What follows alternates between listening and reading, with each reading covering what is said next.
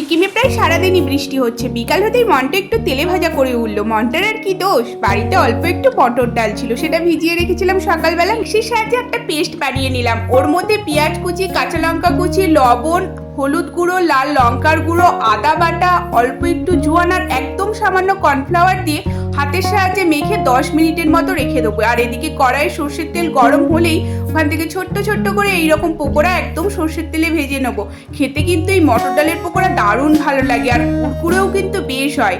আওয়াজটা শুধু শোনো একবার।